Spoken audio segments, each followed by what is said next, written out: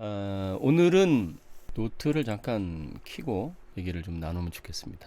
실제적으로 이 구약의 어떤 사건들은 보이지 않는 하나님의 뜻을 보이게끔 만들어준, 어떻게 보면 시청과 교재와 같아요. 전에도 그런 얘기했지만 그렇게도 말씀하는 분들이 계신데, 구약의 그 이스라엘 백성 중에 한 사람으로 태어났으면 참 좋았을 뻔했다. 그러면 실제로 홍해가 갈라지는 것도 눈으로 목격했을 거고, 그 다음에 만나도 먹었을 거고, 메추라기도 먹었을 거고, 요단강 건널 때도 그 엄청난 사건을 몸소 경험했을 것 같고, 그 다음에 여리고 성도 무너지는 것을 봤을 테고, 그때로 태어났으면 좋겠다, 그렇게 말씀하는 분도 계세요. 그것도 굉장히 이해가 가는데, 우리가 학교 다닐 때 선생님들이 그 어떤 체험을 하기 위해서 반 학생들 모두가 체험하는 게 아니라 한 사람만 나오게 해가지고 체험하는 거 있잖아요. 예를 들어서 찌릿찌릿 전기가 통하는 실험을 할 때, 여기 전기가 통한다 그럴 때 그 한 명 한 명 전부 다 만져보게 하는 게 아니라 그 중에 대표 한 사람만 불러가지고 여기 한번 만져봐라. 그래서 딱 만져보니 찌릿하잖아요. 그러니까 걔가 여기 전기 들어와요 그러면 나머지 친구들이 저기 전기 들어오는구나 그러잖아요. 그리고 마술사들이 이제 쇼를 할 때도 손을 묶어가지고 뭐 물에 들어가서 탈출한다든가 그럴 때 여기에 수갑 채운 다음에, 아니면 상자 안에 들어가서 탈출할 때 거기 이제 열쇠 같은 걸로 못 나오게 채운 다음에 관객들 중에 한 사람 나오라 그래가지고 그 열쇠가 제대로 되어 있나, 아니면 수갑이 제대로 이렇게 채워져 있나 확인해 보잖아요. 그럼 이제 그 사람이 확인해 보면서 진짜 이게 됐구나. 그럼 나머지 이제 관객들은 자물쇠가 확실하구나, 수갑이 확실하네, 그렇게 알잖아요. 그런 것처럼 이스라엘 백성들의 그런 하나님 말씀에 순종하고 또 순종하지 않고에 따라서 어려움을 겪고 또 하나님의 축복을 받고, 이런 거에 대한 내용들을 보면서 우리는 간접적으로 경험을 할 수 있는 거죠. 그러니까 어떻게 보면 그게 더 나을 수도 있어요. 왜냐하면 뭐 홍해가 갈라진다든가 뭐 만나를 먹는다든가 아니면 요단강을 걷는다든가 그런 거는 저도 해보고 싶고 여러분도 해보고 싶지만, 그 반대적인 경우는 해보고 싶지 않잖아요. 근데 그 반대적인 경우도 있단 말입니다. 그래서 우리가 구약 성경을 보면서 우리는 저렇게 하면 안 되겠구나, 또 우리는 저런 말씀은 우리가 순종해야겠구나, 이런 생각을 하게 되는 거죠. 자, 오늘은 이제 법궤에 대해서 한번 우리가 생각해 볼 텐데, 법궤는 이제 하나님의 그림자고 상징적인 하나님을 보여주는 어떤 중요한, 구약 성경에서는 굉장히 중요한 거죠. 이제 법궤가 예를 들어서 있다 그러면 법궤 뚜껑이 있잖아요. 법궤 뚜껑이 있으면 이 법궤 뚜껑을 보통 뭐라 그러냐면 시은좌라 그럽니다. 시은좌 들어보셨을 겁니다. 이게 법궤 뚜껑을 시은좌. 그래서 여기 이제 두 그룹이 있어요. 그룹이라는 것은 천사를 말하는데, 천사가 양쪽으로 있고 이 시은좌 위에, 지성소의 법궤 시은좌 위에, 여기를 속죄소라 그럽니다. 속죄소. 여기에 이제 하나님께서 임재하시죠. 하나님께서 법궤만 생각해도 많은 은혜를 받고 하나님의 놀라우신 그 뜻을 발견하게 되는데, 1년에 한 번씩 대제사장이 속죄일에 지성소에 들어가죠. 근데 지성소와 성소 사이에는 휘장이 있어요. 여기 휘장이 있습니다. 여기에 이렇게 휘장이 이렇게 딱 가려놓여 있죠. 휘장. 이렇게 벽이 있는 게 아니고요. 휘장이 있어요. 그것도 신기합니다. 그러니까 휘장을 딱 거치면 바로 거기가 지성소예요. 지성소. 근데 이제 1년에 한 번씩 대제사장이 이 휘장을 걷고 들어가죠. 들어가서 뭐 합니까? 피를 뿌립니다. 여기다가 염소피와 황소피를 뿌립니다. 여기다가 1년에 한 번씩. 그러니까 이 법궤는 피범벅입니다. 피범벅. 피로 덮여 있어요. 이 백성들의 죄와 죄와 이제 대제사장이나 이런 제사장들의 죄. 백성들의 죄 때문에 염소 피를 뿌리고요. 이제 그 제사장들의 죄를 씻기 위해서 이제 황소 피를 뿌립니다. 그러니까 이 법궤는 피로 얼룩져 있습니다. 피로. 이 무슨 뜻 같아요? 이 피가 뭡니까? 이 피를 통하지 않고는 생명을 얻을 수가 없음을 보여주고 있는 거예요. 이 피가. 우리가 예수님의 피로 구원을 받지 않았습니까? 그러니까 이 법궤가 피로 번복되어 있다는 이 자체가 우리에게는 엄청난 은혜예요. 멋있다, 뭐 이런 차원을 떠나서. 그런데 이 안에, 법궤 안에 이제 세 가지가 들어있죠. 첫 번째는 만나 항아리가 들어있죠. 만나 항아리. 두 번째 뭐 들어있어요? 여기 아론의 쌍난 지팡이.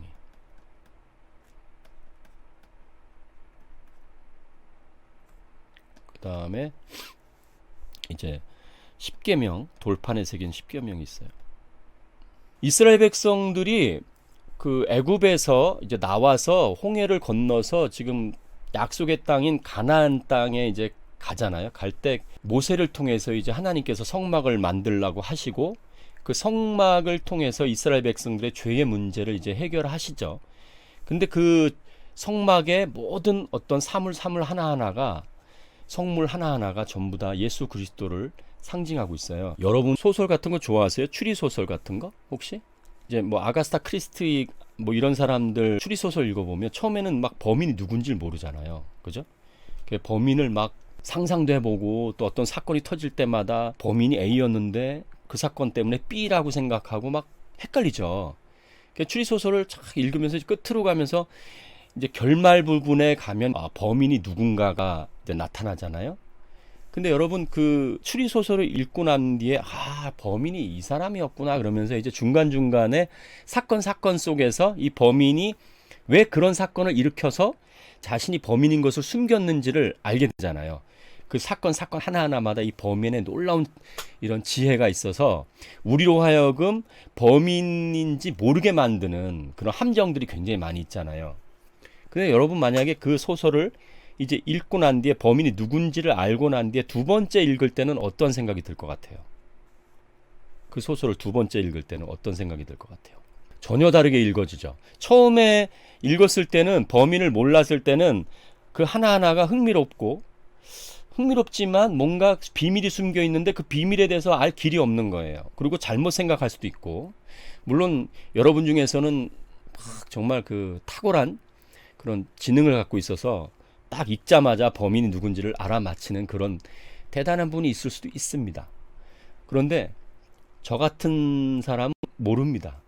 그걸 읽어도 누가 범인인지 거의 모릅니다. 그래서 끝에쯤 가야 이제 이 사람이 범인이구나 그렇게 알거든요. 뭐 그렇게 처음부터 알아보면 얼마나 좋겠습니까?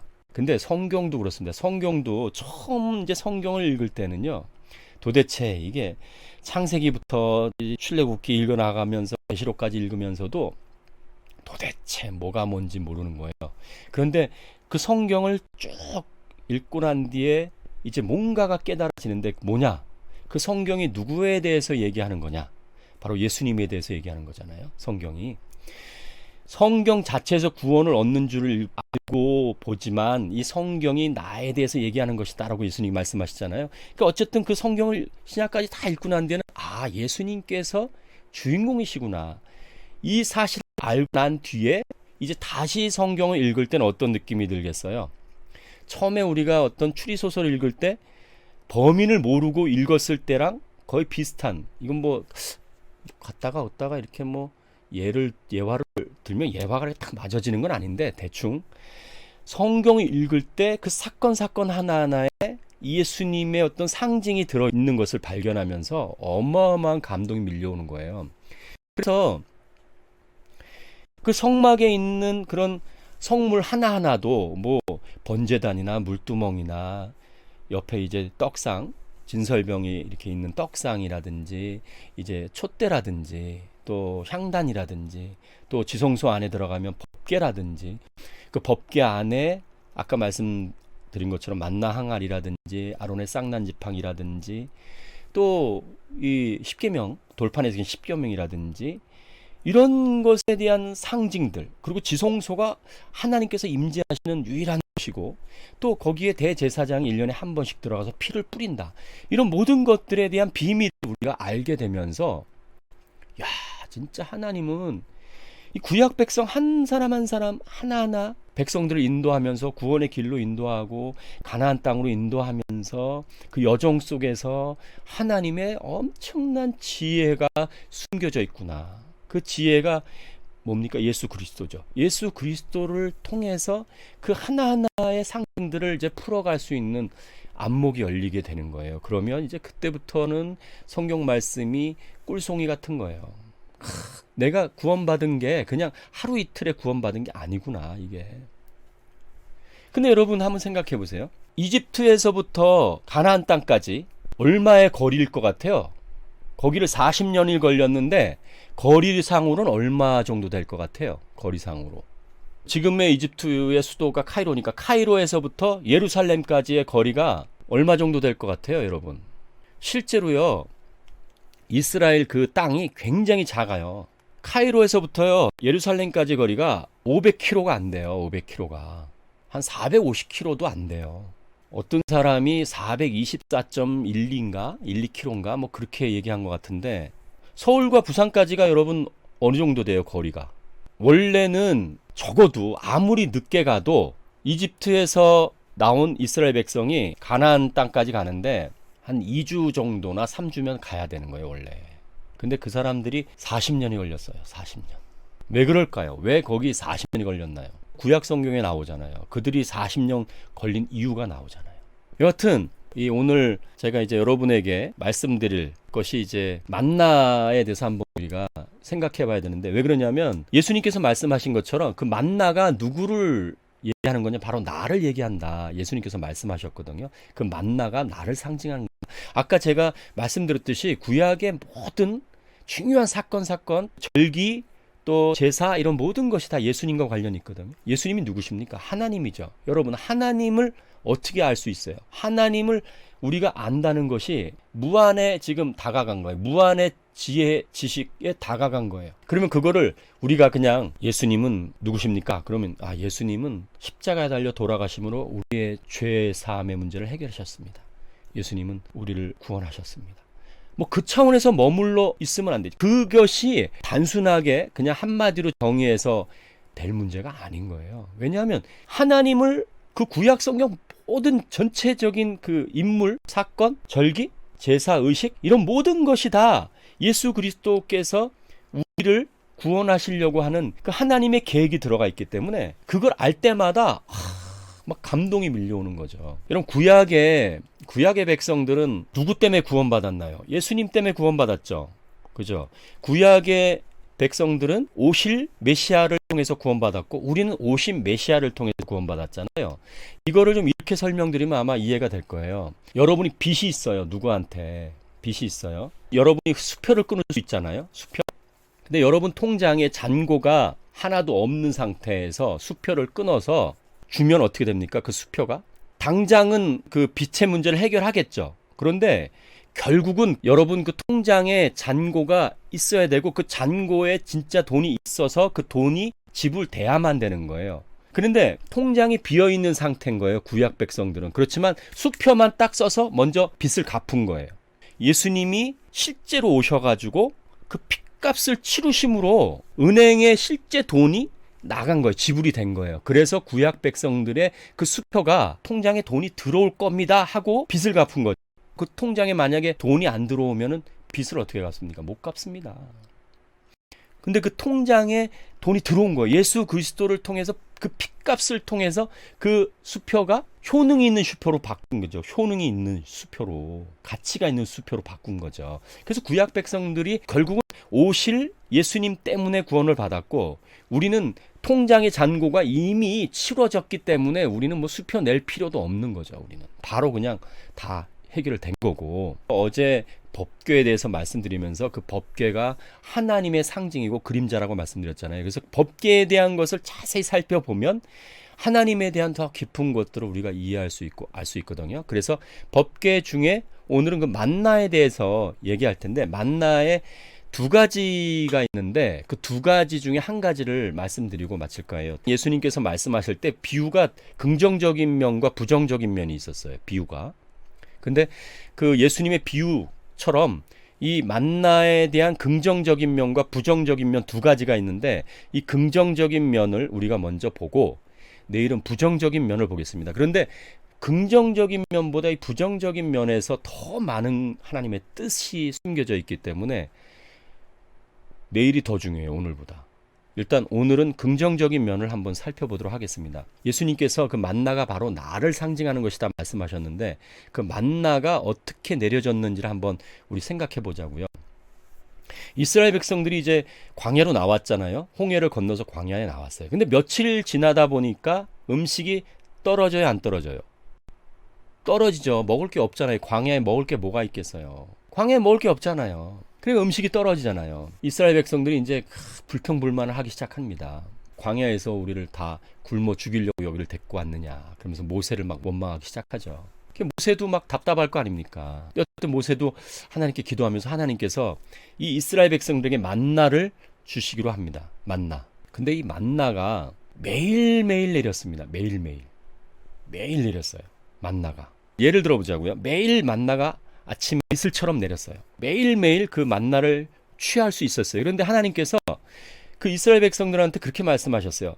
매일매일 취하라. 그날 먹을 걸 그날 취하라. 그 다음 날까지 남겨두지 말아라. 그리고 안식일 전에는 이틀분을 줄 것이니까 안식일 날은 일하지 말아라. 이틀분께 나갈 것이다. 참 이 만나도 신기해요. 어느 날은 하루하루, 또 어느 날은 이틀분. 근데 그 중에 말이죠. 꼭 그런 사람 있잖아요. 꼭 그게 하루에 한 번씩 내린다 그랬는데 귀찮은 거예요. 매일 나가서 만나를 먹어야 되니까 귀찮으니까 하루에 그냥 엄청나게 이틀분을 막 모아놓은 거예요. 왜냐? 그 다음날 좀 잠 좀 더 푹 자기 위해서. 뭐 여러 가지 이유가 있겠죠. 근데 그 다음날 먹으려고 보니까 벌레가 생기고 막 냄새가 나버리는 거예요. 그 만나는 반드시 매일매일 먹어야 되는 거예요. 안식일 전에는 이틀분이고 예수님께서 제자들에게 가르친 주기도문 오늘날 우리에게 일용할 양식을 주옵시고 그랬죠.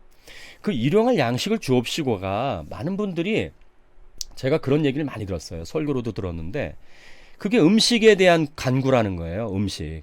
하나님께서 우리에게 음식을 날마다 주실 수 있도록. 근데 그게 상징적으로 보면요. 만나와 같은 개념입니다. 그게.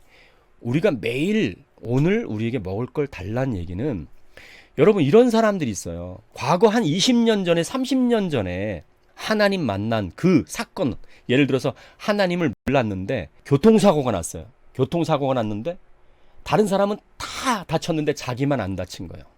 그때 자기가 교통사고가 나기 직전에 자기가 기도를 한 거예요. 하나님 저를 살려주시면 제가 하나님을 믿겠습니다. 그런데 그날따라 정말 자기는 하나도 안 다친 거예요. 그래서 하나님을 믿게 된 거예요. 그런데 그 사람은 20년 전에 그 은혜만 생각하고 있는 거야. 맨날 누구하고 얘기하면 저 그런 분 많이 봤어요. 아 제가 뭐 20년 전에 주님을 만났는데 과거 얘기를 하는 거예요. 지금 그 만나는요 뭘 상징하고 있냐면 여러분과 제가 오늘 아침에 만난 주님, 어제 만난 주님이 아니에요. 어제까지 여러분 엄청나게 여러분과 저를 기적적으로 역사하시고 붙들어 줬을지언정 그건 어제예요. 오늘 또 하나님이 우리에게 또 다른 은혜를 주시는 거예요. 하마터면 오늘 제가 여러분과 못 만날 뻔했어요. 방송 때문에. 그런데 제가 이렇게 오늘 이 시간에 하나님의 은혜를 이렇게 나눌 수 있다는 것이 정말 기적입니다. 우리는 매일매일 주님과 동행해야 되는 거예요. 주님은 10년 전에만 살아계신 분이 아니에요. 주님은 오늘도 살아계시고 앞으로 영원토록 살아계신 분이에요. 그래서 그 만나는 매일매일 이스라엘 진에 떨어졌습니다. 이스라엘 진에 떨어졌단 말입니다. 그러면 그걸 매일매일 먹어야 되는 거예요. 매일매일. 한 번 은혜 받으면 일주일은 그냥 나는 상관없어. 우리 가끔 그래요. 실제로 우리가 하나님의 은혜를 딱 받잖아요. 뭐 설교를 통해서 은혜를 받든 기도하다가 은혜를 받든 아니면 책을 보다가 은혜 받잖아요. 그러면 은혜 받은 후에 일주일 동안 아니면 한 달 동안은 책 안 봅니다. 이런 경우 있어요. 여러분과 제가 기도원 많이 갔었죠. 그죠? 수련회 많이 갔었잖아요. 저 중고등부 때 수련회 갔어요. 수련회 갔는데 정말 거기서 엄청난 은혜를 받았어요.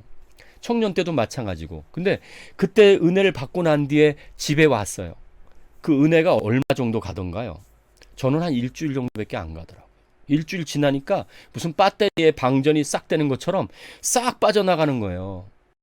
그 은혜 받은 게 하나도 없는 거예요, 제 안에. 그러니까 막 이런 결심을 하는 거예요. 내년엔 더 많이 받아야지. 내년엔 정말 아주. 근데 그 다음에 수련회 가죠? 그럼 그때 엄청난 은혜를 받아요.